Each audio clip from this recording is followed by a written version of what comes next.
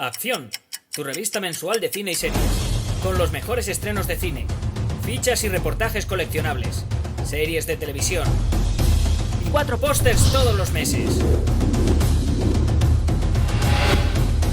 Búscala en tu kiosco. Hola, muy buenas amigos, amigas, seguidores, seguidoras del canal Acción Cine en YouTube.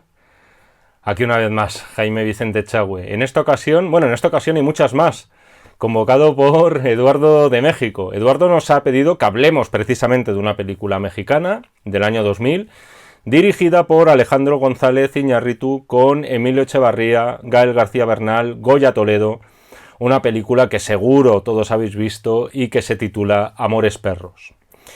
Una vez más, y ya van unas cuantas, darle encarecidamente las gracias a Eduardo por elegirme a mí para hacer la videocrítica. Y aún se lo agradezco más cuando me da la oportunidad de hincarle el diente a películas con tanta chicha como es este Amores Perros. De todas las películas de González Iñárritu, es posiblemente la que menos veces he visto y, sin embargo, la que mejor recuerdo. He revisionado películas suyas de forma periódica. Hace, por ejemplo, muy poco me vi otra vez 21 gramos, que es otra maravilla, incluso os diría más demoledora que esta. Y cuando vi la película protagonizada por Naomi Watts, Sean Penn, Benicio del Toro, recordaba menos lo que ocurría en la cinta, pese a que la tenía más reciente en el tiempo. Sin embargo, después de recibir la petición de Eduardo, me dispuse otra vez, como es obligación, a ver Amores Perros, que podría hacer fácilmente más de 10 años que no le echaba un ojo. Y sin embargo, todo me resultaba mucho más familiar. Me bastaba un pequeño detallito para acordarme enseguida de qué es lo que iba a ocurrir a continuación.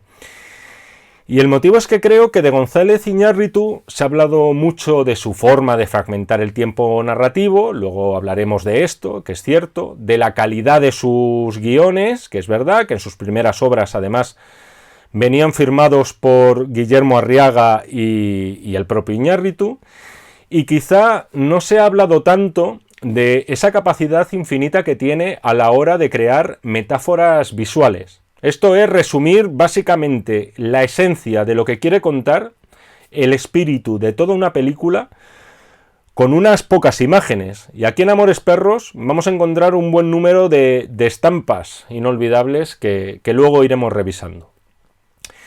Otra de las cosas que quería comentar a modo de introducción. El otro día cuando la vi me vino otro flashazo de aquella primera vez que la vi en el cine, con 20 muy poquitos años.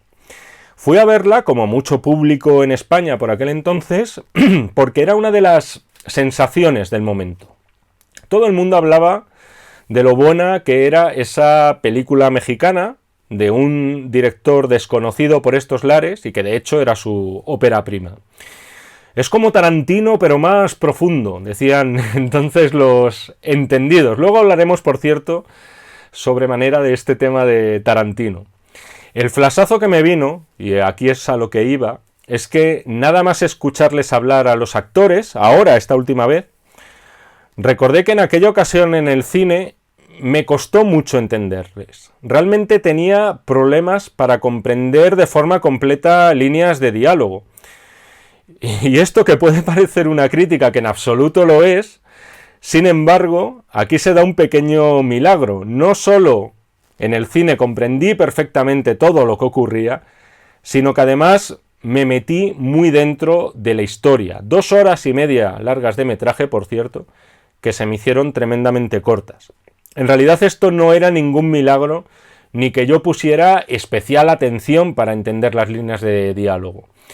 Esto va al hilo de lo que os decía antes de las metáforas visuales de Iñárritu. Se puede decir, además, o se suele decir, que una de las mejores formas de juzgar la narración de una película es eliminar el sonido, pulsar el botón de mute o mute e intentar seguir la película de forma que las imágenes basten para hacerla comprensible. Y eso es lo que sucede precisamente en Amores Perros. No te hace falta tanto entender el diálogo, e insisto, tienes detrás a un enorme escritor que es Guillermo Arriaga, cuando las imágenes ya te bastan por sí solas para comprender la historia al 100%. Perdón. Y ese es, creo, uno de los poderes y de los placeres, por otro lado, que nos dispensan las películas de González Iñárritu. La película, por supuesto, arrasó con los premios Ariel en México. Se llevó también un BAFTA británico como mejor película extranjera. Y en lo que respecta al Oscar, en ese mismo apartado, seguro que se lo habría llevado si no hubiera sido, o mejor dicho, si no hubiera pasado por ahí Ang Lee y su Tigre y Dragón, una cinta que también se convirtió en todo un fenómeno en su año y que además contaba con más nominaciones en aquella noche en Los Ángeles, en otras categorías. En definitiva, estaba muy cantado que esa noche el premio gordo iba a partir con Destino a China. Para empezar, y como es de rigor, breve resumen de la historia para los que no habéis visto la película. Un accidente de coche, en resumen, y 3 vidas, 3 historias involucradas y, por supuesto, los correspondientes perros vinculados a esas vidas. De hecho, y si nos ponemos pedantes, rebuscados y casi esotéricos, podríamos interpretar que estas 3 historias que vamos a presenciar, estos 3 pedacitos de vida, por su visceralidad, por su agresividad, por esa pasión y por esos sentimientos primarios que revelan los protagonistas, casi podríamos decir que parecen vistas a través de los ojos de los perros que aparecen a lo largo de la película. Pero bueno, no divaguemos más de la cuenta. Tenemos un accidente de coche en pleno México DF y 3 personajes principales involucrados. En uno de los coches viaja Octavio, interpretado por Gael García Bernal. En el otro viaja Valeria, encarnada por Goya Toledo, y luego hay un tercer personaje, no involucrado directamente, pero que pasa por allí, y que después conoceremos, que se hace llamar el Chibu, al que da vida Emilio Echevarría, un personaje aparentemente, solo en apariencia, un vagabundo. ¿Qué tenemos entonces? Tenemos pues 3 historias divididas en sus correspondientes 3 capítulos, pero entre los cuales, salvo el accidente, en realidad no vamos a ver una relación directa entre unos personajes y otros. Es por eso que soy un poquito más reacio a calificar a Amores Perros como una película de historias cruzadas. Es cierto que por estructura sí que puede recordar a determinadas cintas de Robert Altman. La más cercana en el tiempo era Vidas Cruzadas, aunque es verdad que Altman este tema de las películas corales lo venía dominando desde los años 70. Pero lo cierto es que, al contrario que en aquellas películas, o por lo menos que en esta última, de Vidas Cruzadas, aquí el destino de los personajes no depende tanto de los demás como de ellos mismos. Y además, otro inciso, Amores Perros para mí no tiene ni la mitad de mala uva que la película de Robert Altman, y creo que por otro lado tampoco lo pretende. En todo caso, lo que tenemos aquí es ese nexo de unión que constituye el choque de los coches, pero en realidad, salvo eso, ninguno de los personajes va a influir de forma determinante en el destino de los otros. Yo creo que, es más, puedes prescindir de los escasísimos momentos que coinciden, que de vez en cuando, mira, el personaje de la primera historia aparece fugazmente en la segunda, y no pasaría absolutamente nada, la historia transcurriría igual. En todo caso, lo único que tienen en común es que vamos a conocer sus historias antes de ese accidente y después del accidente. Por cierto, si no se me va a pasar, el momento del choque es de Premier League, de Primera División Mundial. Es algo espectacular. Luego lees que esa secuencia se rodó con 9 cámaras y te encaja todo a la perfección. Esta estructura, por cierto, no exactamente de Vidas Cruzadas, o en algunos casos sí, será una tónica en las 2 posteriores colaboraciones entre Iñárritu y Guillermo Arriaga, que fueron, como bien sabéis, 21 gramos y Babel, dentro de lo que prácticamente podríamos considerar una trilogía. Empiezo aquí por uno de los temas que ya os he apuntado ligeramente al principio y que marcaron el debut de González Iñárritu, y es el de las comparaciones con Quentin Tarantino en esta película. Unas comparaciones, en este caso con el realizador, ya muy olvidadas. Ya ha llovido mucho, Iñárritu ya tiene crédito suficiente, pero que sí le persiguieron mucho al comienzo de su carrera. Primero, entre otras cosas, por ejemplo, el tema de la violencia. De lo primero que vamos a ver en la película es a Octavio y a su amigo llevando en el coche a su perro, muy mal herido, sangrando a borbotones, y además con ellos dos, con estos dos chicos al borde de un ataque de histeria. Es cierto, es inevitable que te recuerde un poco al comienzo de Reservoir Dogs. Y hablo al comienzo de Reservoir Dogs, hablo justo después de la escena del desayuno, cuando Harvey Keitel tiene en el asiento trasero a Tim Roth con un agujero en el estómago y desangrándose. Y también un pelín nerviosos los dos. También se nos viene Tarantino a la cabeza cuando Rodrigo, otro de los personajes, luego hablaremos de él, comete una serie de robos también, junto con un compinche, con algunos detalles de puesta en escena que recuerdan un poquito al robo de la cafetería de Pulp Fiction.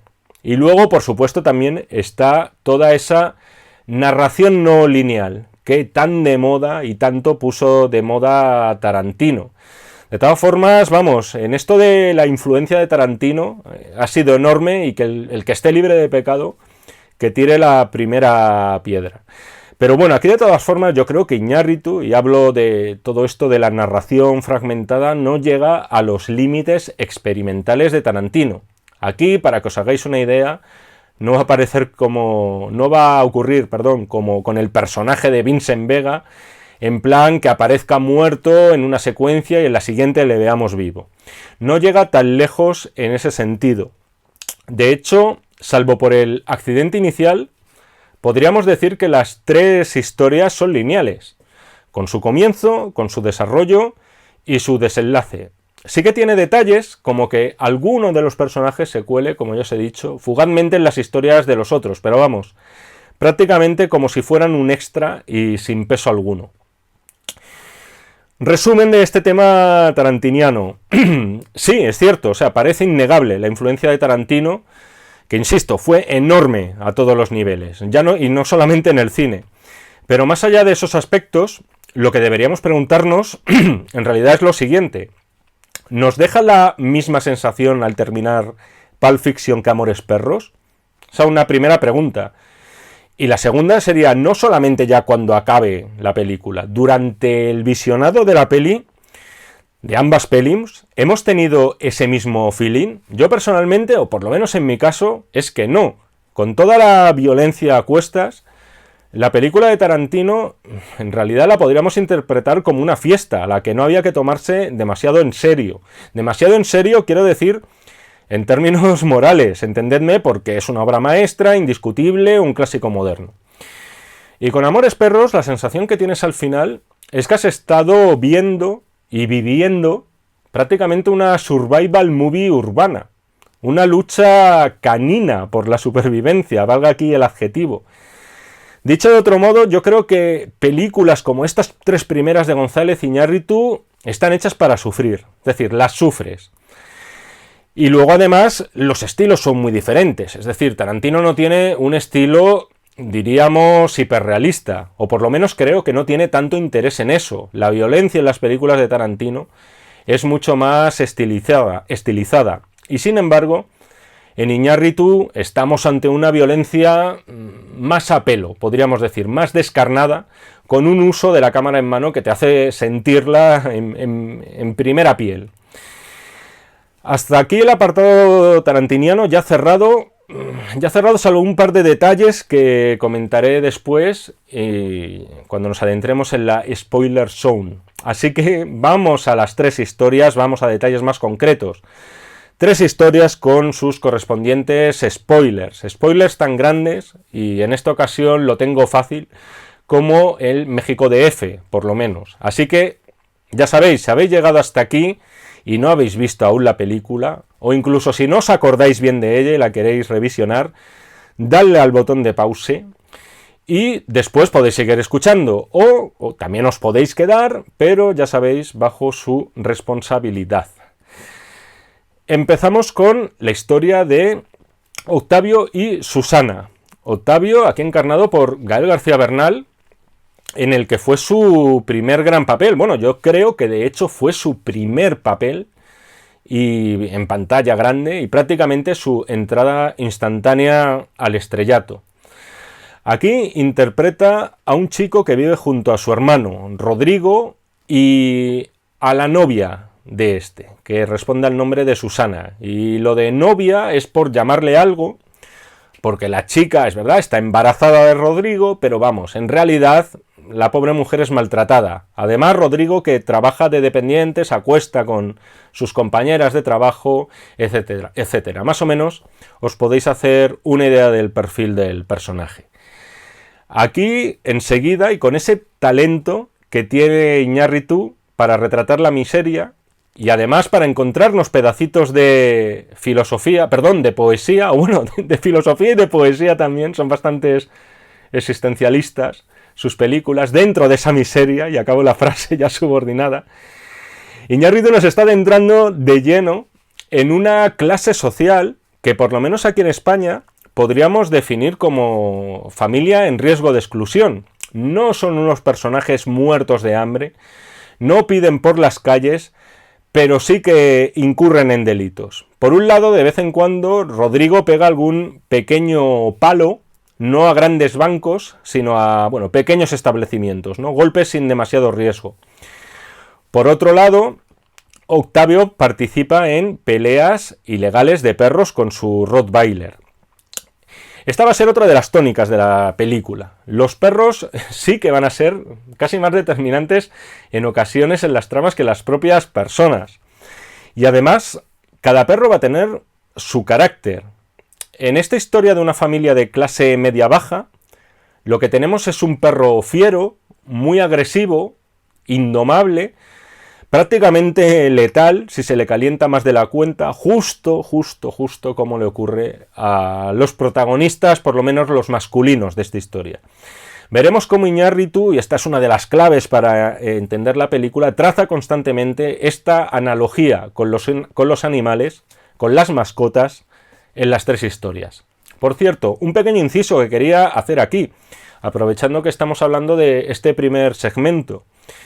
Viendo otra vez la película no he podido evitar que se me pusieran los ojos como platos con todas estas peleas caninas. Luego además me he dicho, justo en ese momento, me he preguntado que cómo era posible, aunque hayan pasado 20 años, que nadie haya puesto el grito en el cielo por esas escenas, ¿no? Porque son de muchísima dureza. Pues bien, talentazo impresionante el de Iñárritu, que también realizó, creo que no lo hizo solo, pero también participó, como todo director-autor, en las labores de edición de la película.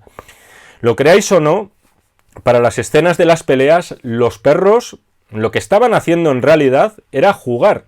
Incluso les ataron con hilo los hocicos, o les pusieron también bozales transparentes para que no se mordieran entre ellos. Y para aquellos momentos muy realistas en los que alguno de los pobres perritos están ya totalmente caos y moribundos, en realidad estaban sedados no más de media hora y no más de una vez al día. De hecho, he dicho sedados, y he dicho bien porque se utilizaron distintos perros para interpretar al mismo personaje, para entendernos. Todo esto, por cierto, bajo la supervisión de activistas por los derechos de los animales.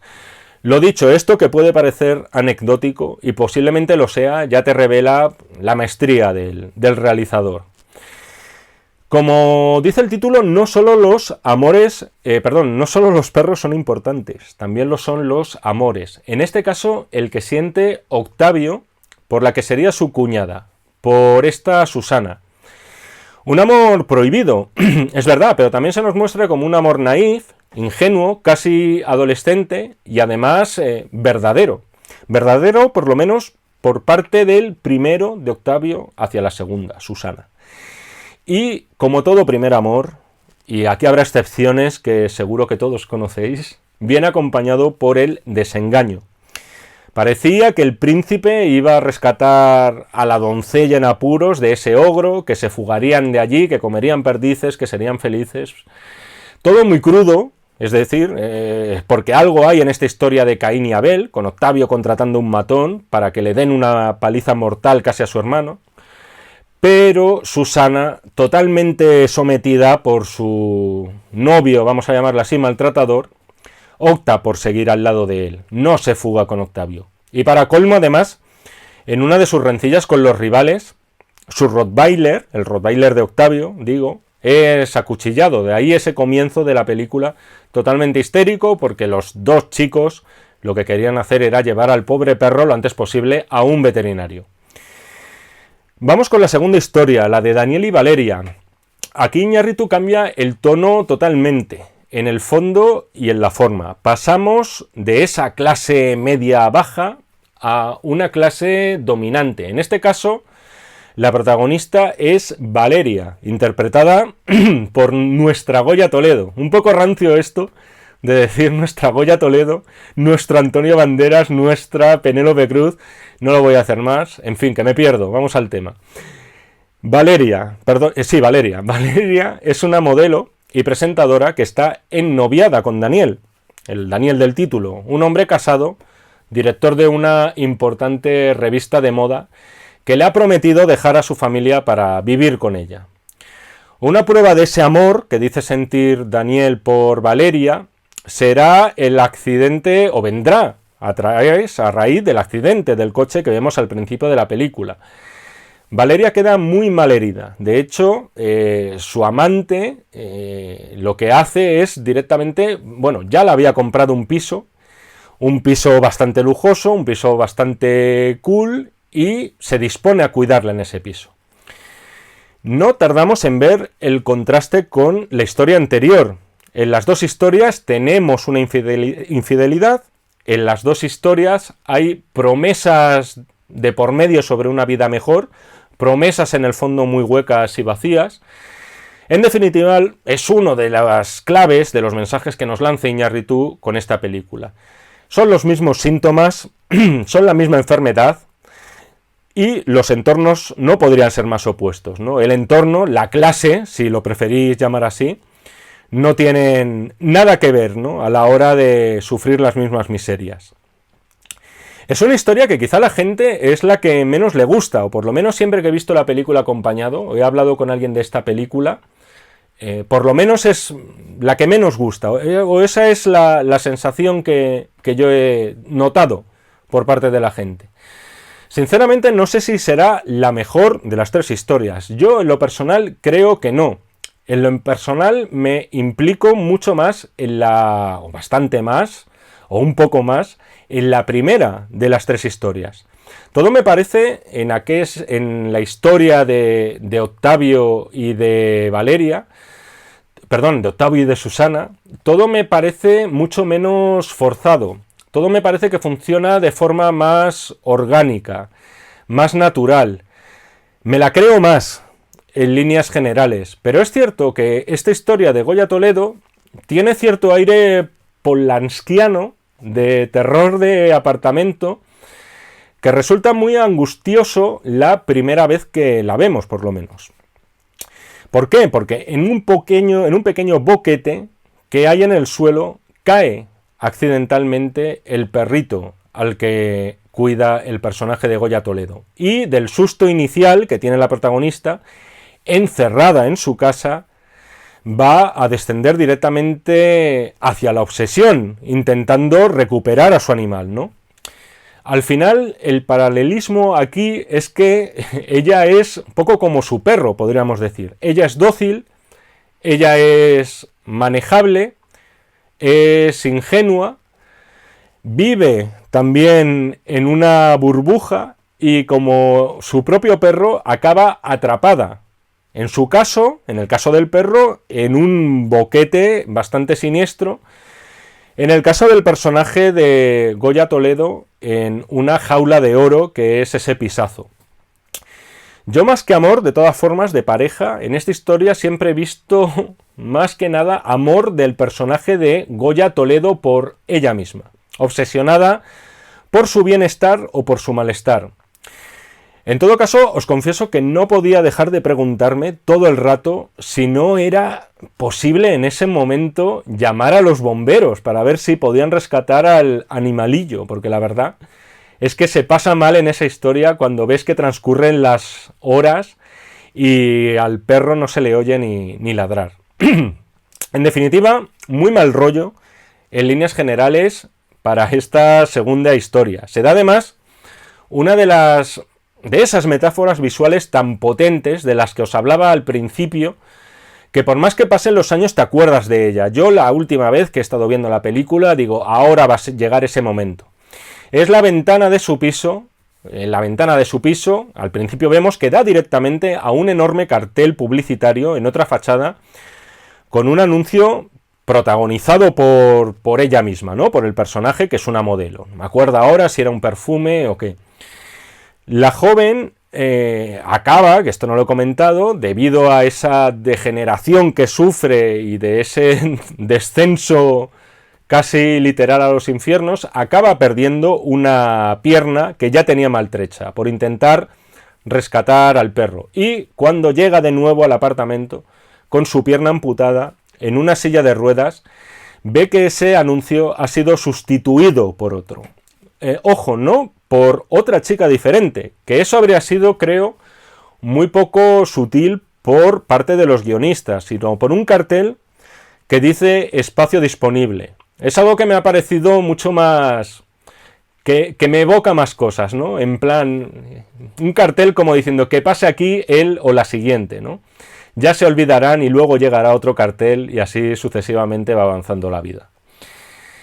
Nos metemos ahora en la tercera y última historia, El Chibu y Maru, se titula. Martín, alias El Chibu, aquí interpretado por Emilio Echevarría, es quizá, y sin quizá, es el personaje más interesante de todos. Desde luego es el más misterioso. En principio, lo que pensamos es que estamos ante un homeless, ante una persona sin techo, sin hogar, que vive prácticamente en la inmundicia, rodeado, eso sí, y luego esto será importante, por multitud de perros con los que convive. Insisto en lo bien que refleja siempre Iñárritu la miseria. O sea, en este caso en concreto, aquí parece que prácticamente se huele. Acordaos, por cierto, de la película de Beautiful. Entraríamos aquí, por cierto, o por lo menos eso podríamos pensar, que estamos en un tercer estrato social, en Amores Perros. Directamente el de la pobreza. Pero se nos desmonta un poco la teoría porque no tardamos en ver que muy pronto eso no es tanto así. Que El Chibu esconde no solo un pasado, sino un presente bastante siniestro. Porque, insisto, enseguida le vamos a ver cómo ejecuta de un tiro a un tipo que está comiendo en un restaurante. El personaje vive en la miseria, es cierto, pero el protagonista, yo os diría que parece haber elegido esa forma de vida como tapadera, como forma de esconderse y de ocultarse. Porque además, pronto vemos que este señor mueve bastante dinero. O sea, es un asesino a sueldo, en realidad. Todos están fenomenales en la película, muy entregados. Yo creo que Iñárritu sacó un gran partido a todos, pero insisto, creo que en este caso el que se lleva la palma es Emilio Echevarría. Está muy bien, más que como un personaje, casi como una entidad.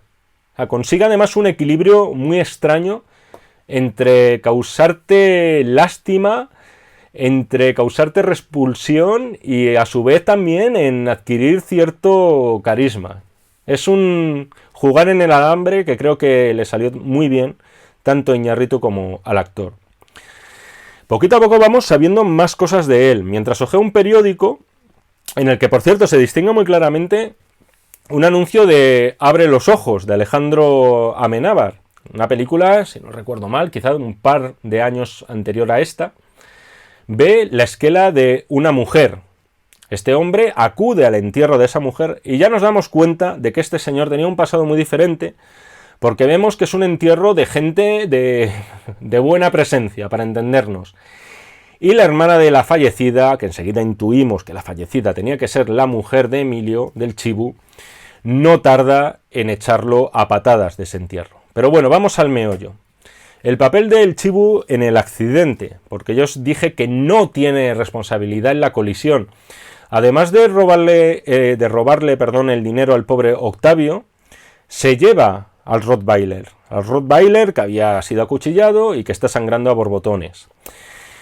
Lo cuida, el perro va sanando, se recupera y de hecho lo cuida también que el perro, totalmente sano y revitalizado y mineralizado, acaba matando a los otros perros que viven con el chibu.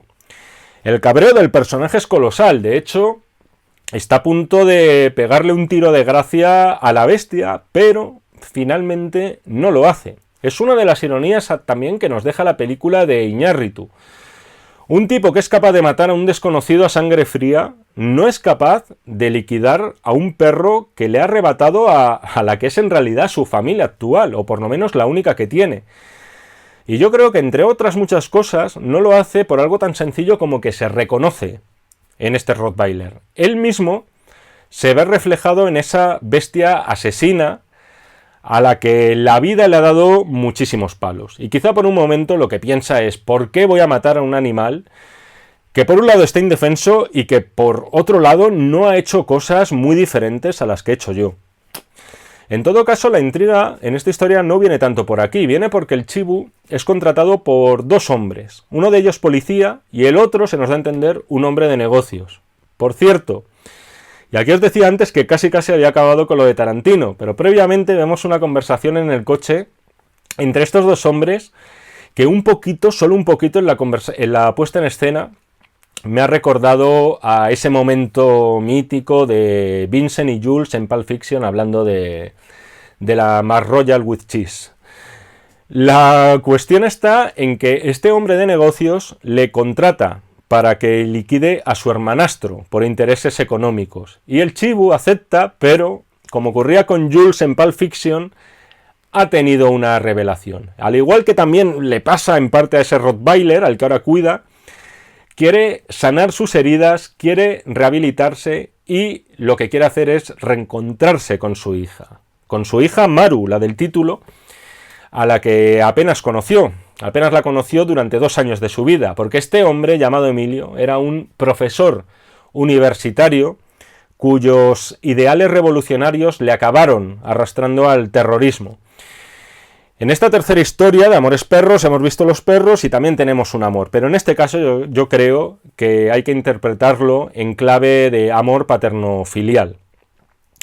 En todo caso, os reconozco que para mí tiene casi la misma fuerza el hecho de saber en qué quedará, o en qué quedaría, mejor dicho, ese enfrentamiento fratricida que vemos en la cinta, porque el chibu secuestra al hermanastro, pero no lo mata, y luego a su vez secuestra al otro medio hermano, y cuando ya los tiene juntos, como si fueran gladiadores, en vez de dejar una espada en el medio del coso, lo que hace es dejarlos una pistola. A ver quién es el guapo aquí que se atreve a dar el primer paso. Este, por cierto, es otro de los vínculos que enlaza con la primera historia, donde también veíamos esa lucha fratricida, ¿no?, entre dos hermanos enfrentados. En aquella ocasión era por una mujer, en este caso directamente, como dicen en el país, por la plata. Pero volviendo a la historia de Emilio, esa transformación radical que emprende, con un cambio físico que incluso te hace dudar en algún momento de si estás o no ante el mismo actor, sí que te acaba abriendo una pequeña ventana a la esperanza, que es algo que Iñárritu, y lo digo no solo a su favor, sino también a favor de nuestra salud mental y emocional, no puede remediar en sus películas. Por lo menos 21 gramos quizá no tanto, pero en esta y en Babel sí que la abre. Lo que hemos visto a lo largo de las 2 horas y media de película, que nunca dirías que es una película de 2 horas y media, es básicamente pérdidas de todo tipo, pérdidas económicas, emocionales o incluso físicas, como le ocurre al personaje de Goya Toledo. Y además, la película acaba con un intertítulo, a Luciano, porque también somos lo que hemos perdido. Una dedicatoria, por cierto, del director a su hijo, que unos pocos años antes de rodar Amores Perros, murió de una infección respiratoria, además a los muy poquitos días de nacer. De todas formas, es verdad que todos son pérdidas, pero incluso en esa llamada telefónica final del personaje del Chibu a su hija, magistral por cierto, en un único plano, en la que vemos a un tipo tan frío, pero derrumbándose y diciendo eso de que en cuanto tenga valor para mirarte a los ojos, voy a ir a buscarte, sabes que siempre va a haber una salida, y aunque haya que escarbar mucho, y aunque haya que trabajar mucho para encontrarla, siempre hay que estar atentos y sobre todo trabajárselo, ¿no?, para poder salir del meollo en el que estamos metidos. Yo creo que ese es el mensaje final dentro de muchos mensajes que nos deja la película de González Iñárritu. 4 estrellas y media, que no lo había dicho hasta ahora. Yo creo que la próxima vez se me va a olvidar y va a ser dramático. Para una película en general que si no es perfecta al 100%, sí que es muy redonda. 4 estrellas y media, un 9 aproximadamente. Esa sería mi calificación para estos Amores Perros de Alejandro González Iñárritu. Y hasta aquí la crítica a la carta que nos ha pedido nuestro amigo Eduardo. Muchísimas gracias, Eduardo. Espero que le haya gustado de corazón. Espero que de verdad os haya gustado a todos esta crítica a la carta. Si os gustan las críticas que hacemos en el canal, una serie de pasitos previos. Suscribiros primero al canal, muy importante. Más de 50.000 personas ya están suscritas al canal de Acción Cine en YouTube. Y lo siguiente para pedir una crítica a la carta es ver las instrucciones que hay un poquito más abajo, donde podéis contactar con la revista. Así que nos seguimos viendo en el canal de Acción Cine si es que me convocáis, y por supuesto nos seguimos leyendo en este y en todos los que están por venir de los números de la revista Acción. Muchísimas gracias y hasta otra ocasión. Acción, tu revista mensual de cine y series, con los mejores estrenos de cine, fichas y reportajes coleccionables, series de televisión y 4 pósters todos los meses. Búscala en tu kiosco.